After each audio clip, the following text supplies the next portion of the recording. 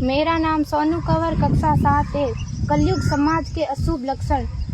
कुटुंब कम हुआ, संबंध कम हुआ, प्रेम कम हुआ, मर्यादा कम हुई, लाज लज्जा कम हुई, विनम्रता कम हुई, समर्पण कम हुए, पुस्तक वाचन कम हुआ, खान पान की शुद्धता कम हुई, बाल कम हुए, कपड़े कम हुए, नींद कम हुई, घी मक्खन कम हुआ, पीतल तांबे के बर्तन कम हुए, भाई भाई का प्रेम कम हुआ, सत्य कम हुआ, अतिथि कम हुए, धैर्य कम हुआ, श्रद्धा और विश्वास कम हुआ, बड़ों का सम्मान कम हुआ और भी बहुत कुछ कम हुआ, जिससे जीवन सहज था, सरल था। संतान को दोष न दे। बालक या बालिका को इंग्लिश मीडियम में पढ़ाया, अंग्रेजी बोलना सिखाया। बर्थडे और मैरिज एनिवर्सरी जैसे जीवन के शुभ प्रसंगों को अंग्रेजी कल्चर्स के अनुसार जीना ही श्रेष्ठ माना।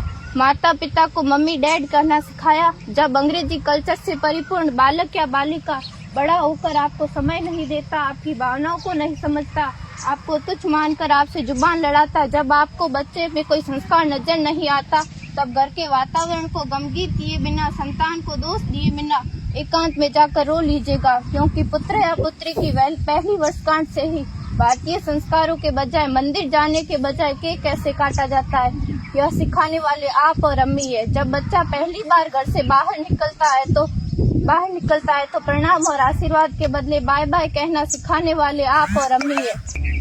हम परीक्षा देने जाते समय इष्ट देव बड़ों के पैर छूने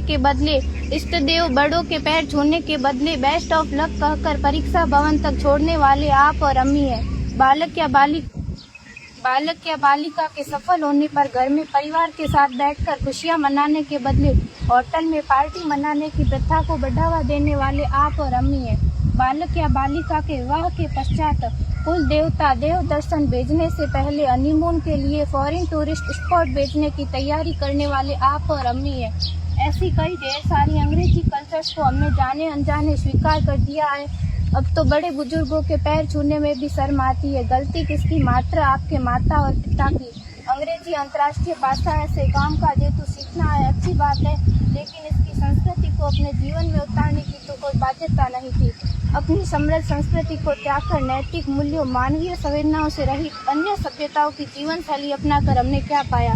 अवैध संबंध, टूटते रिश्ते, व्यसन युक्त धन, थके हारे मन, छल भरे रिश्ते, अनुशासनहीन संतानें, असुरक्षित समाज। एक बार विचार जरूर कीजिएगा कि संस्कारवान पीढ़ी क्यों आवश्यक है।